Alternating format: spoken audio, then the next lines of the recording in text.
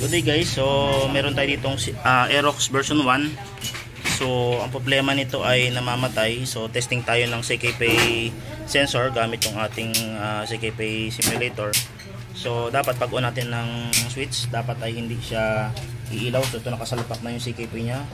So namamatay-matay gawa ng, ayan o, nabasa siya ng langis. Tagas kasi yung makina. Ayan siya. So yun po yung switch. Dapat walang iilaw dito. So nangyari sa kanya, may umiilaw. Ibig sabihin, ang CKP na to ay may problema na. Okay, so lagyan natin ng magnet.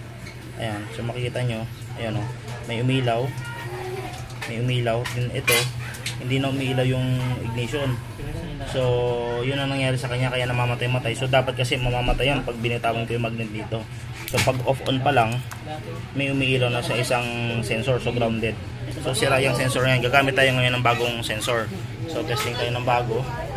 So ito yung ating aftermarket na CKP. So testing muna natin. Okay, so ito yung ating aftermarket na CKP. So testing natin. Pag ino natin, ayan, wala siyang umiilaw. Ibig sabihin hindi siya grounded. So testing natin kung good ba siya sa pagdating sa hall. So yun, umiilaw. Then namamatay. Umiilaw, namamatay. Umiilaw, namamatay. Umiilaw, namamatay. Ibig sabihin itong CKP na kakabit natin ay good. So yun ang kagandahan pag meron tayong tester. So pag nakabili tayo ng mga aftermarket o anumang brand yan or original, testing muna natin bago natin ikabit kasi minsan bago nga bilhin natin pero sira. Okay, so ito kagandahan ng tester natin. Nakakapag-test siya ng CKP na kung sira or hindi. Okay, so yun lang guys, sana may natutunan kayong kunting idea ulit ngayong araw. So available pa yung tester natin na to.